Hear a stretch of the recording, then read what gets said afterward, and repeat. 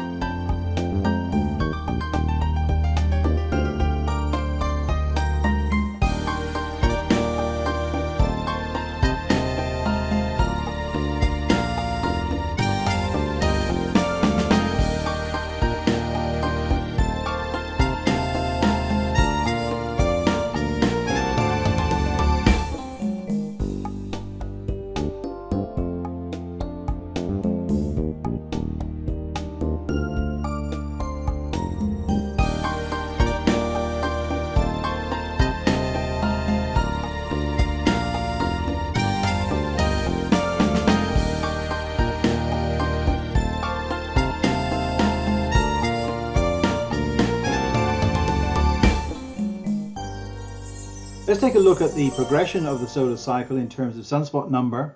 The red curve here is the model that NASA and NOAA produced in their joint committee studying the solar cycle, and they forecasted what it would be like, which would be slightly larger than solar cycle 24. The dark line with the diamonds on it is the actual data, and you can see that we're well exceeding the projection of the model. For last month, the average monthly sunspot number was 163. The model predicted that it would be 78. Now, if that difference were continued all the way through to solar maximum, and solar maximum was the date they forecasted, we would have a projected solar max of 243, which is one of the larger solar cycles on record so far. I'm not sure it's going to go that high, but we will see what happens in the coming months. There is a second measure of solar activity that isn't sunspot number, and that is the F10.7 radio flux. And this is a plot of that. Now, here we have the model again as predicted by NOAA and NASA, and superimposed upon that is the F10.7 data.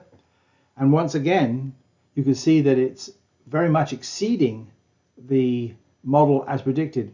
At this point, we had an average monthly F10.7 centimeter flux of 160 solar flux units.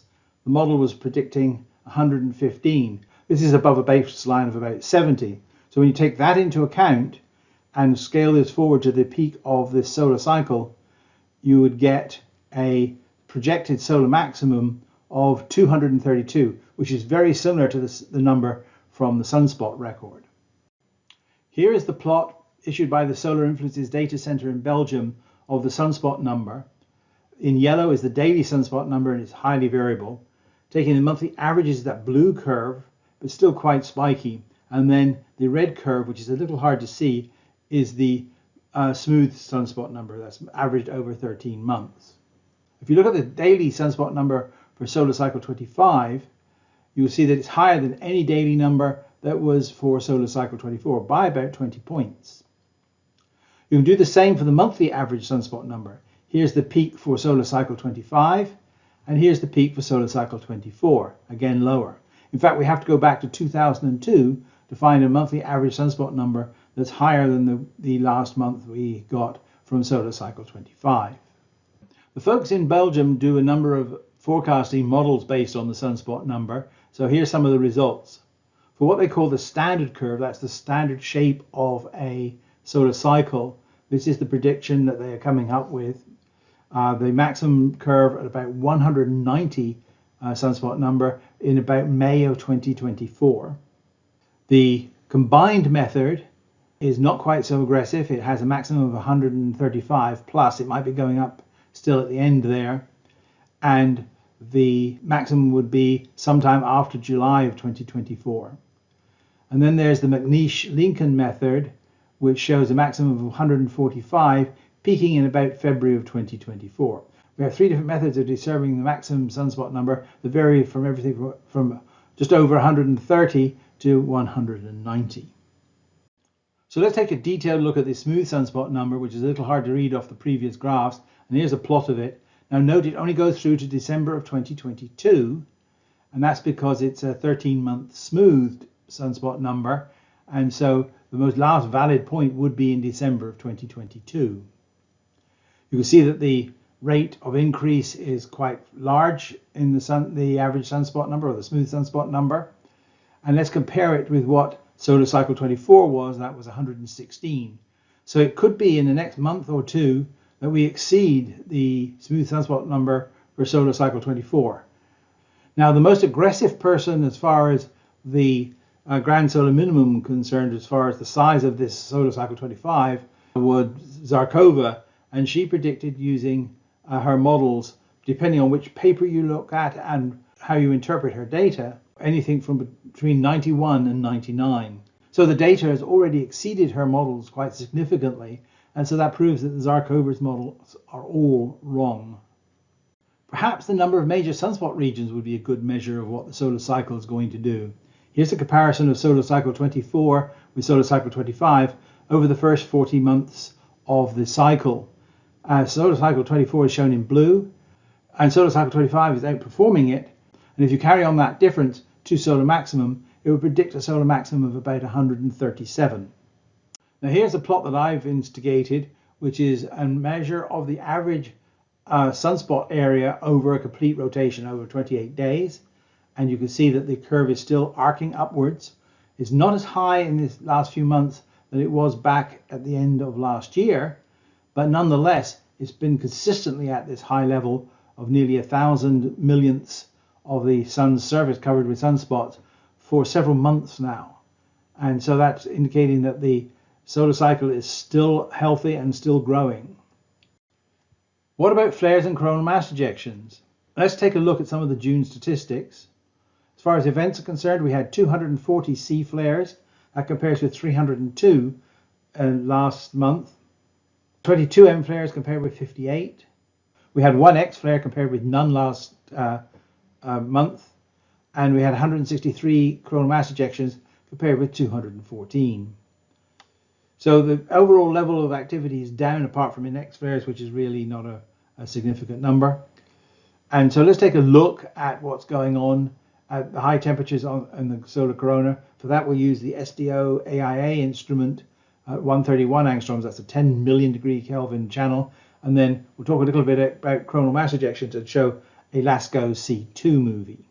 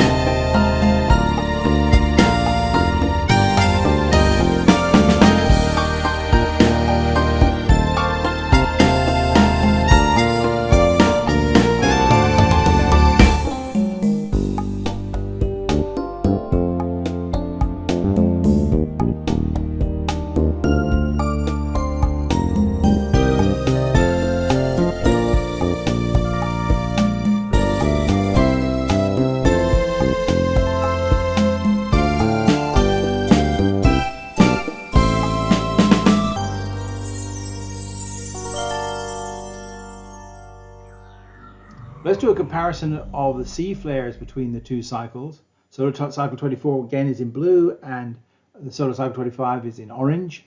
And you can see that once again the solar cycle 25 is more than double the number of C flares that solar cycle 24 had by this stage.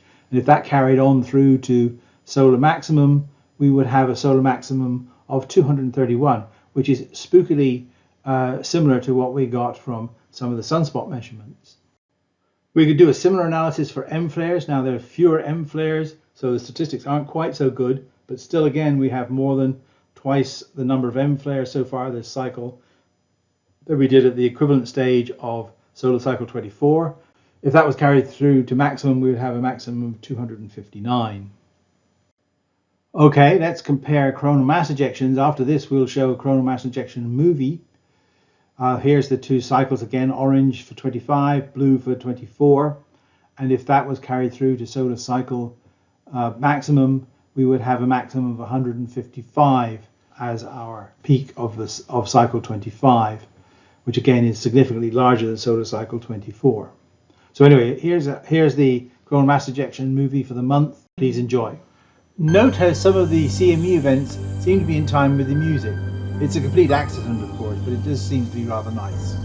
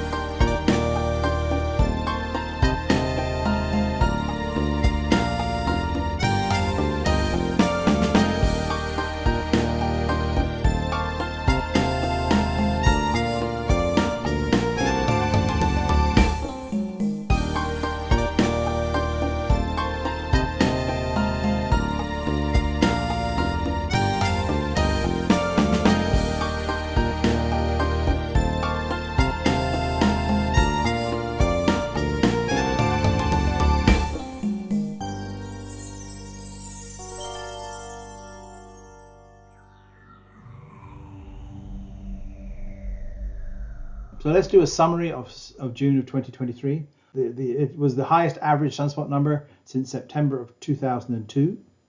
There is no sign of the solar activity curve turning over, and so we're not at maximum yet. Solar cycle 25 maximum predictions for sunspots, everything between 135 and 243. Solar cycle 25 maximum predictions for flares and coronal mass ejections 155 to 259. And my prediction back in 2019, before we got any hint of what the cycle was doing, was 165 plus or minus 30. So we'll see which of these are right. I'm still sticking with my prediction. One question I've skated over in all of this is, when will solar maximum be? Predictions have ranged from 2022, which of course passed and so therefore wrong, to 2026. The average rise time for a cycle is 4.4 years, so that would put us in May of 2024. The shortest rise time observed will put us in December of 22, which again is already passed. The longest rise time would be January of 2027. I think that's unlikely as well. As in all long journeys, the often asked question is, are we there yet? We can look at the polar field hypothesis to answer that question. And if you look at the polar regions of the sun at the moment, there are two dark rings you can just about see in this image. These are the polar crown filaments, and they mark the boundary between the open polar field lines and the closed corona field closer to the equator. And as you can see, there's still quite a bit of polar fields left in these regions. Normally when the polar fields go to zero, we are pretty close to solar maximum, and that is not the case as yet. So we've got at least some time to go before these fields disappear.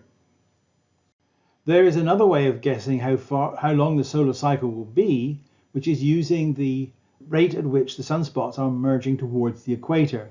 And here I've plotted the latitudes of the sunspots in the northern hemisphere in orange and in the southern hemisphere in blue, and fitted a line to them to see what rate they are converging. And you can see the two equations here. It says that according to the northern hemisphere, the solar cycle will last 9 3/4 years. According to the southern hemisphere, it will last about 10 years. Allowing for the rise time of the cycle, that would put us at maximum in January of 2024. So we're going to have a 10-year cycle with a maximum of 2024, according to the sunspots so far. Now, it doesn't mean that these are necessarily going to be a linear degradation, so that is an assumption that is probably not particularly solid. So let's summarize what we've got. According to the NOAA-NASA panel, solar maximum will be in March of 2025. The SIDC models between February and July of 2024. The rise time model is May of 2024. And the sunspot latitude model is January of 2024. So we'll have to wait and see, but it could mean we're getting fairly close to solar maximum in the next few months. Well, what conclusions can we draw from all of this? Well, predicting the solar cycle is hard if physics-based models have failed repeatedly, both this time and previous times. Nobody, observers or theoreticians, has gotten it right so far. Such a wide range of predictions means that somebody will be right, but will it be for the right reasons? And most will get it wrong, even if they have got the right reasons. So thank you for watching. So until next time, stay safe and goodbye.